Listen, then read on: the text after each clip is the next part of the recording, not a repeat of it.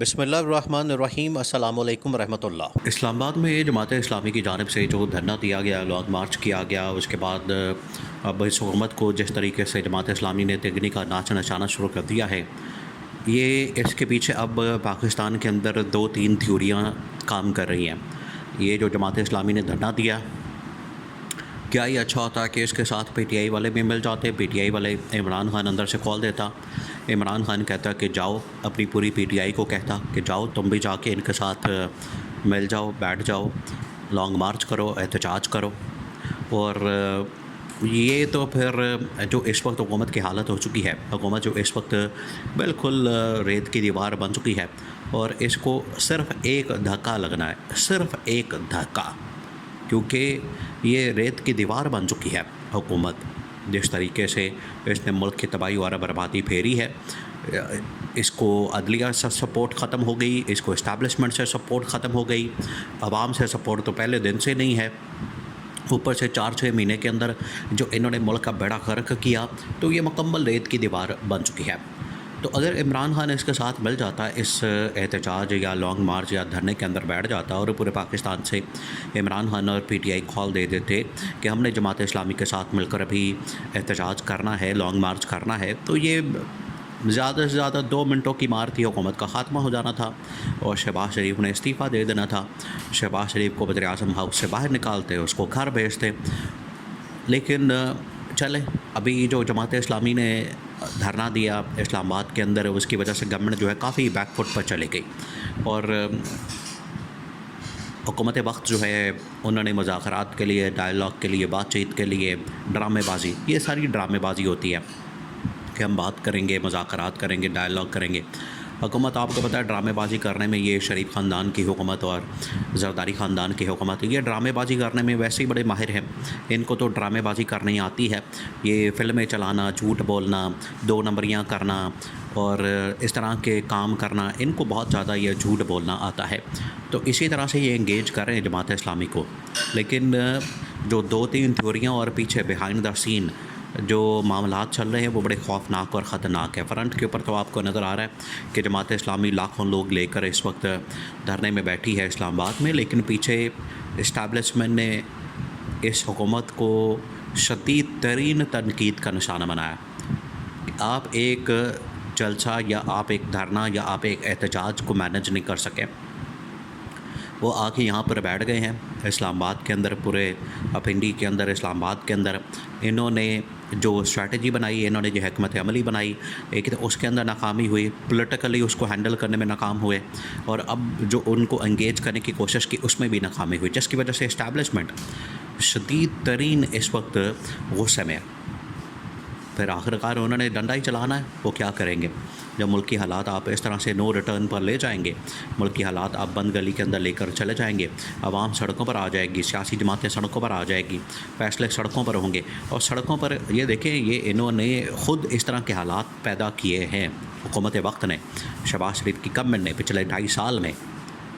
تو ہو نا کہ 2 مہینے کی بات ہو یا تو کچھ 6 مہینے کی بات ہو، 2.5 سال ایک بہت لمبا عرصہ ہوتا ہے۔ ابھی بھی یہ اقتدار سے نہیں ہٹنا چاہتے۔ 2.5 سال کا، یہ تو 250 سال بھی یہ چاہیں تو ان کی خواہش ہے کہ ہم کسی طرح سے کرسی پر بیٹھے رہیں، اقتدار کے ساتھ چمڑے رہیں، کرسی کے ساتھ چمڑ کے، چاہے ادھر ہی چمڑ کے یہ ختم ہو جائیں، لیکن کرسی سے نہ اترا جائے، یہ ان کی خواہش ہوتی ہے۔ تو پچھلے 2.5 سال کا بہت لمبا عرصہ ہے، بہت بڑا عرصہ ہے۔ انہوں نے جو ملک کا بیڑا غرق کر دیا، جس میں مہنگائی ہے، بے روزگاری ہے،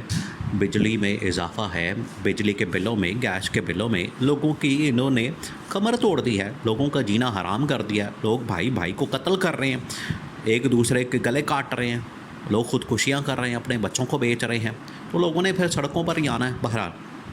اب اسٹیبلشمنٹ کو اس بات کے اوپر بڑا غصہ ہے، اسٹیبلشمنٹ اس بات کے اوپر شدید ترین برہم ہے، اور یہ جہاں پر انہوں نے مذاکرات کیے ہیں اس وقت اسلام آباد میں، تو پہلے یہ تھیوری یہ ہے کہ اگر عمران خان اور پی ٹی آئی والے ان کے ساتھ مل جاتے تو بالکل حکومت کا خاتمہ جو ہے 2 منٹوں کے اندر ہو سکتا۔ 2 منٹوں کی مارتی یہ حکومت، اور جب مرضی اس کو دھکا مارتے اور حکومت کو گھر بھیج دیتے، یہ پہلی بات۔ دوسری بات یہ کہ پنڈی اسلام آباد کے اندر اس وقت بڑی خفیہ، بڑی अंदर खाते मुलाकातें हो रही हैं और पिंडी से मुराद होता है कि establishment, GHQ general headquarters, army का दफ्तर। तो पिंडी इस वक्त पिंडी इस्लामाबाद के अंदर जो मुलाकातें हुई हैं उसमें टॉप मिलिट्री कमान ने, जिसके अंदर ये तमाम अहम तरीन इदारों के सरबराहान होते हैं, इसमें ISI वगैरह, इंटेलिजेंस के इदारे और कोर कमांडर्स वगैरह, उन्होंने कहा है कि ये तो हुकूमत जहाँ पर पाकिस्तान में मुकम्मल नाकाम हो चुकी है, आलमी सतह के ऊपर नाकाम हो चुकी है, ना IMF के साथ डील, ना वर्ल्ड बैंक के साथ डील, ना यूरोपियन ताकतों के साथ कोई लेन देन, ना मोहम्मद बिन सलमान के साथ, ना चाइना के साथ, ना किसी और मुल्क के साथ। तो इन्होंने मुल्क का पट्टा बैठा दिया, ऊपर से आवाम सड़कों पर आ गई है। तो इस्टेब्लिशमेंट ने कहा है कि ये जो हमारी असेसमेंट है, जो हमने इनको ला के इनके साथ एक पूरा मंसूबा एक बनाया गया था, एक प्लान किया गया था कि एक हाइब्रिड निज़ाम बना के और पीछे से SIFC बना के और मुल्क के अंदर दूध और शहद की नहरें बहा देंगे, मुल्क के अंदर जो है तरक्की और खुशहाली आसमान पे पहुंच जाएगी। ये तमाम के तमाम मंसूबे नाकाम हो चुके हैं और इसकी बराह रास्त ज़िम्मेदार ये हुकूमत ख़ुद है। हुकूमत ने ख़ुद अपने पैर पर ख़ुद कुल्हाड़ी मारी है। इसको किसी ने नहीं रोका था कि आप ये वाला काम ना करें, आप डिलीवरी ना दें, आप लोगों को इंसाफ ना दें, आप लोगों की महंगाई ना ख़त्म करें, आप बेरोज़गारी ख़त्म ना करें। हुकूमत को किसने रोका है?